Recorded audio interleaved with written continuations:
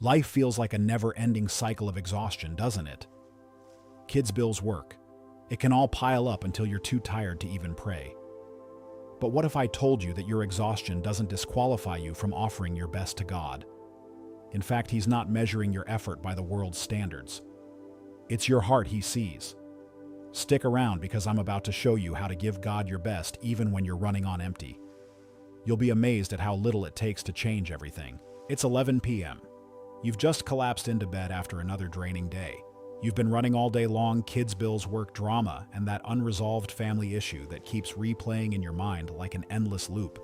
You had every intention of praying tonight, of diving into your Bible, but right now the thought of doing either feels like climbing a mountain. You're just too tired, too drained. So you whisper a soft, "God, I'm sorry," and fall asleep feeling like a spiritual failure. Does this sound familiar? If you've been there, you're not alone. Let me be honest with you. God isn't looking at your exhaustion and shaking His head. He's not keeping a tally of how many times you've felt too tired to pray. Instead, He's looking straight into your heart, and He's about to show you something incredible, something that can change the way you approach Him, even when your energy tank is running on empty. The truth is, offering God your best isn't about having tons of energy time or perfection. It's about bringing what you have, no matter how small or insignificant it feels. And let me prove it to you by sharing a powerful moment from Jesus' life that completely changed my perspective. Imagine this: Jesus is sitting in the temple, watching people give their offerings. The rich folks are making it rain, tossing in large sums of money. Clearly, they want everyone to notice their generosity. Then a widow steps up. She has only 2 tiny copper coins to offer, the equivalent of a few cents today. Definitely not enough to buy a coffee or even a snack. Yet this widow gives everything she has. Everything. And you know what Jesus says? He says, "Truly, I tell you, this poor widow has put more into the treasury than all the others. They all gave out of their wealth, but she, out of her poverty, put in everything, all she had to live on." Mark chapter 12, verses 43 to 44. Wait, what? She gave less, but somehow it was worth more. This doesn't make sense unless you understand what Jesus is really measuring. He's not counting coins. He's weighing hearts. Here's the deal. The rich people gave their surplus, the extra. They wouldn't miss money. That wouldn't change their lifestyle. But this widow, she gave her everything. Her grocery money, her rent money, her security blanket. She was overwhelmed by life, probably more than anyone else in the temple that day. But despite her circumstances, she still gave God her best. And here's the beauty of it. God isn't asking you to have it all together before you come to Him. He doesn't expect you to have it all figured out. What He wants is for you to bring whatever you have. Even if it feels small, even if it feels like nothing, even if you're exhausted and broken, just bring it. It's like this. Have you ever had your child bring you a drawing they made? It's crooked, the colors are outside the lines, and maybe they spelled their own name wrong. It's not perfect, right? But do you throw it away? No. You put it on the fridge because it's not about the quality of the work, it's about the love and effort behind it. That's exactly how God views your offerings when life is crushing you. He sees your heart, not the perfection. I get it. You might be thinking, but I'm overwhelmed. I don't have time or energy to offer anything. Let me take you deeper into this message with a story about someone else in the Bible who understood this perfectly. David. You know, before he was king, before he was famous, David was just a shepherd boy with a big problem, a giant named Goliath. The entire army of Israel was hiding, terrified. But David, with nothing but 5 smooth stones and a slingshot, steps up. He doesn't say, "I've got the best weapons," or "I've been trained for this." David says, "You come against me with sword and spear and javelin, but I come against you in the name of the Lord Almighty, the God of the armies of Israel, whom you have defied." 1 Samuel chapter 17, verse 45. David didn't bring the best weapons. He didn't even bring military training. He brought what he had: a slingshot, a few stones, and faith in a God who doesn't measure offerings by the world's standards. In that moment, it wasn't about what he lacked, it was about his heart and his trust in God. Now here's the connection for you today. In the middle of your overwhelming life, your best isn't about the quantity of what you have to give, it's about the quality of your heart. It's about showing up even when you feel like you're running on empty. It's about that 5-minute prayer when all you want to do is crash into bed. It's about choosing worship music over doom scrolling on your phone. It's about reading just one Bible verse when you don't have time for a full chapter. God doesn't need your perfection. He doesn't need your impressive offering. He wants your presence and he wants your intention. Just show up even when it's hard. And here's something amazing. When you start offering God your small things, your tired prayers, your tiny acts of faith, God takes them, multiplies them, and makes them powerful. Remember the story of Jesus feeding 5,000 people with just 5 loaves and 2 fish. He didn't start with a banquet. He started with a boy's lunch. That small offering was all Jesus needed to perform a miracle. Maybe you're thinking, but I barely have anything to give. You're overwhelmed, tired, and feel like your offering is nothing compared to what others might give. But God specializes in working with small things. He can take your tired heart, your weak prayers, and your brokenness and turn it into something beautiful. But how do you actually offer God your best when your tank is on empty? Well, it starts with a simple shift in your mindset.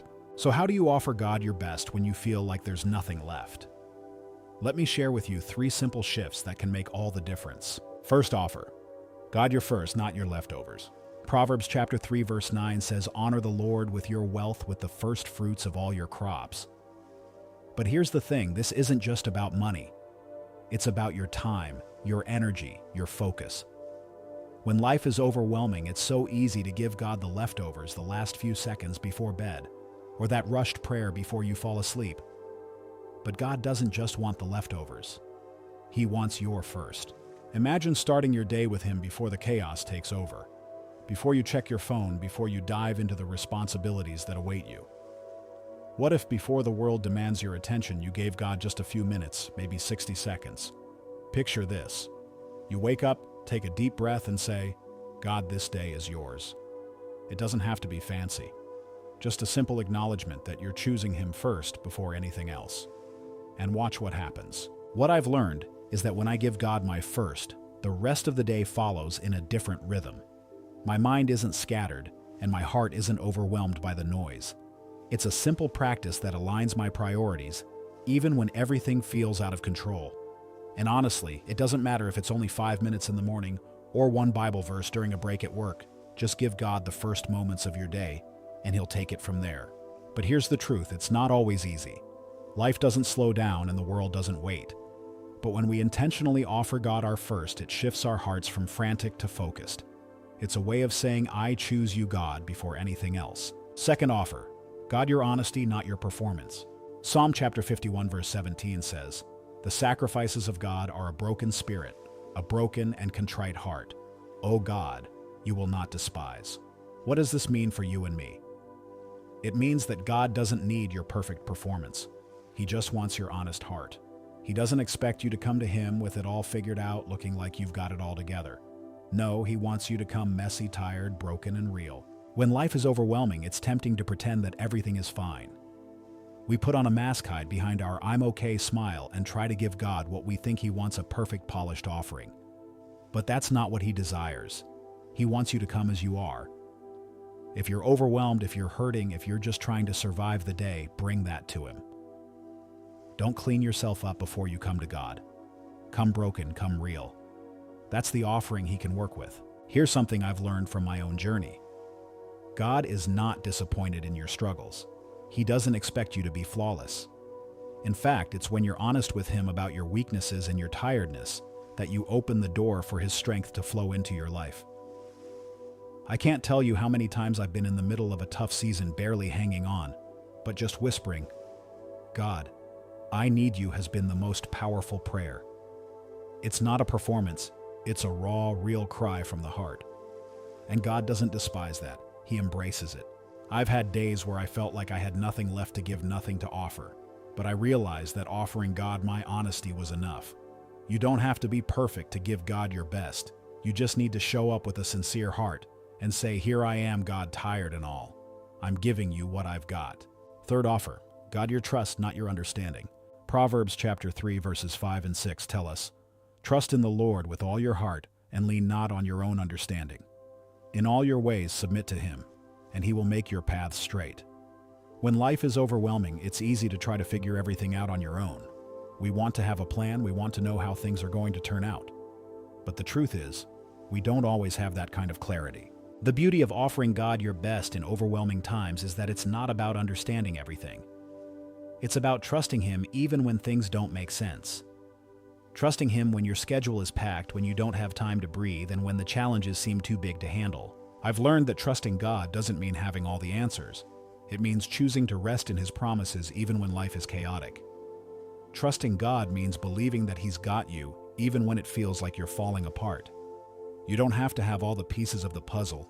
You just need to trust that He's holding them together. When I've had to face the most overwhelming seasons of my life, it's been the moments where I simply trusted God without needing to understand how everything would work out that I've seen Him show up the most. Trusting God is a choice. It's choosing to surrender my plans, my expectations, and my need for control. It's trusting that He knows what's best for me and that His timing is always perfect, even when it doesn't match mine. So if you're feeling overwhelmed right now, here's what I want you to remember. God sees you. He sees the exhaustion, the struggle, and the weight you're carrying. But He's not asking for perfection. He's asking for your heart. He's asking for you to show up, even if it's just a tiny offering of your time, your honesty, or your trust. I know life can feel like it's spiraling out of control, like there's no way you can manage everything on your plate.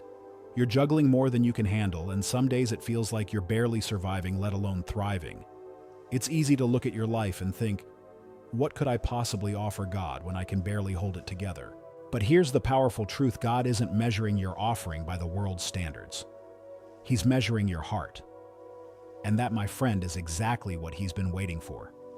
It doesn't matter if all you have to give is a prayer whispered between exhaustion and frustration. It doesn't matter if your offering seems insignificant. Your heart, your intention, your present moment, that's enough for God to work with. Let me tell you something. You don't have to wait until life calms down to offer your best.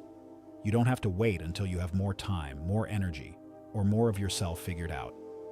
God wants you to bring whatever you have right now, no matter how small or broken it seems. Think about that widow who gave her 2 small coins. She didn't wait until she had more to offer. She didn't wait for the perfect moment. She gave everything she had, even though it didn't make sense to anyone else. And yet her offering was the one that caught God's attention. Her heart was what mattered. She gave out of her poverty, not her surplus. What if we started offering God our best in the middle of our mess? What if we stopped waiting for the right moment to be perfect and just brought what we had? Even if it was just a little, I can promise you, God will take it, multiply it, and use it in ways you can't even imagine. Here's the thing: God specializes in working with the small, the weak, and the broken. He doesn't need you to be perfect. He needs you to be present. Your offering, no matter how small it feels, is more than enough for Him to do something incredible. Take the story of the boy with the loaves and fish. When Jesus fed 5,000 people, He didn't start with a banquet hall full of food. He started with a small lunch, a few loaves of bread, and 2 fish, something that seemed barely enough for a single person, let alone a crowd. But Jesus took that small offering, blessed it, and it fed thousands, leftovers even. That's what God can do with your small offering. You might feel like you have nothing left to give, but God can take your tired heart, your worn-out prayers, and your exhausted spirit and do something powerful with it. He takes what's broken, blesses it, and multiplies it. It's not about the size of your offering. It's about the heart behind it. So how do you practically offer your best to God in the middle of an overwhelming life? Let's break it down with a few more actionable shifts that can change everything. First, offer God your moments. Your day is full of little moments. A moment in the car, a moment while you're waiting for your coffee, a moment between meetings. What if you started offering those small moments to God instead of scrolling through social media during those few minutes? What if you used that time to offer a short prayer, a breath of gratitude, or just a quiet, "God, I need you"? It doesn't have to be long, and it doesn't have to be perfect. Just take those few moments and say, "God, I'm choosing you here." It might feel small, but those little moments add up. When you intentionally offer your moments to God, you begin to shift your perspective from chaos to peace, from exhaustion to trust. Second, offer God your faith even when it's fragile. There are seasons when your faith feels weak. You're doubting, struggling, and wondering if it's even worth it. You might feel like you have nothing to offer, but here's the reality. Even a fragile faith, a faith that's hanging on by a thread, is enough for God. Jesus once said that faith the size of a mustard seed could move mountains. Your faith doesn't have to be perfect, it just has to be real. So if your faith feels weak today, offer that to God.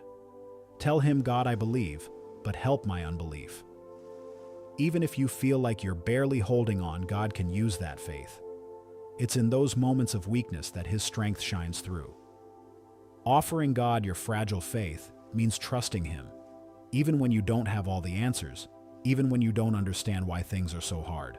Third, offer God your obedience, even when it's inconvenient. We all have moments where following God feels inconvenient. It's not always easy to choose him over the busyness of life, especially when we're running on empty. But offering God your best often means choosing obedience in the middle of your distractions, your exhaustion, and your frustrations. Maybe God is asking you to serve someone even though you feel like you can't spare another ounce of energy. Maybe he's asking you to forgive someone when it feels impossible. Or maybe he's prompting you to spend time in his word when you feel too busy. Obedience in these moments is an offering of the heart. It's not about doing what's easy, it's about doing what's right, even when it costs you something. It's easy to give when it's convenient, but it's in the inconvenient moments that God does his greatest work. So when life is overwhelming and you feel like you can't possibly give any more, offer God your obedience. Even if it feels hard, even if you're tired, he sees that and he honors it. Finally, offer God your surrender. I know this one is tough. Surrendering everything to God means letting go of control. It's about trusting that he knows what's best for you, even when you can't see the bigger picture. When life is overwhelming, it's easy to hold on to the reins to try to control every little thing. But true peace comes when we let go and surrender to God's will. Surrendering isn't about giving up. It's about giving over. It's trusting that God's plan is better than your own and being willing to follow him even when it doesn't make sense. And let me tell you, when you surrender to God, you invite his peace, his strength, and his purpose into your life. I know that surrendering to God can feel like the hardest thing, especially when life feels chaotic. But it's in that surrender that God can truly work in your life. When you let go of the need to control everything and simply trust him, you open up a space for him to move in ways you never imagined. The truth is, surrender is a powerful offering to God, one that speaks louder than any grand gesture we could make. But the real power of offering God your best, especially when life is overwhelming, comes in the transformation that happens within you. Every time you choose to show up with your heart, no matter how small or tired your offering may feel, it changes you. God doesn't just use your offerings to bless others. He uses them to shape you. Now, I want to take a moment to remind you of something really important. God's not measuring your life by worldly standards. He's not looking for perfection performance or anything that meets society's definition of success. The world might tell you that you're only worth what you can achieve, but God's love for you isn't based on your achievements. It's based on who you are to him. You are his beloved child, and he's waiting for you to show up, even in your weakness, because he loves you right where you are. So when you offer God your best in the midst of overwhelm, you are aligning yourself with his purposes in your life. You are stepping into a rhythm of grace where your strength doesn't come from how much you can do, but from how much you're willing to surrender to him. And when you do that, he will take what feels like nothing and multiply it into something more than you could ever imagine. There's another example in the Bible that shows how God takes small offerings and does extraordinary things with them. It's the story of a woman who didn't have much to give, yet her offering changed everything. This woman is often called the widow of Zarephath, and her story is recorded in 1 Kings chapter 17. During a time of famine, God sent the prophet Elijah to her asking for a meal. At the time, she was preparing to make her last meal for herself and her son because they had no food left. Elijah asks her for a little bit of bread, and even though she has just a handful of flour and oil, she gives what little she has. She's in a desperate place, but she still chooses to offer God what she has, even though it seems like it won't be enough. And what happens next? God multiplies the flour and oil, and they have enough to eat for many days. Her small offering became the source of provision for her son, and Elijah during a time of famine. This story is a perfect example of how God works with our small offerings. When we're at the end of our rope, when we feel like we have nothing left to give, God can take that little bit and do something miraculous. He doesn't need abundance, he needs availability. When you're willing to offer your little, God will make it enough. Maybe you're thinking, I don't have a lot to give God. Maybe you're overwhelmed by life's circumstances, and you feel like your offering, whether it's a prayer, a service, or a moment of worship, isn't enough. But I want to remind you of something: your offering is more than enough. Your heart, your trust, your honesty, and your obedience are what God is after. It's not about how much you have to give. It's about how much you're willing to offer, even when life feels like it's falling apart. One of the most beautiful things about God is that He meets us where we are. You don't need to wait for your life to get perfect. You don't need to wait for everything to calm down. God wants your best, even if it's messy, even if it's broken, even if it's just a moment of surrender, a whisper of faith, or a prayer spoken through tears. When you offer God your best in those moments, He sees it, He honors it, and He works with it. So what's in your hand right now? What do you have to offer God, even if it feels small or insignificant? Maybe it's just a moment of your time, a short prayer, or the willingness to trust Him with your struggles. Maybe it's a tiny step of obedience in a situation where you feel completely overwhelmed. Whatever it is, offer it to Him. It's enough. It's exactly what He's waiting for. And you know what's amazing? When you offer what you have, God can multiply it.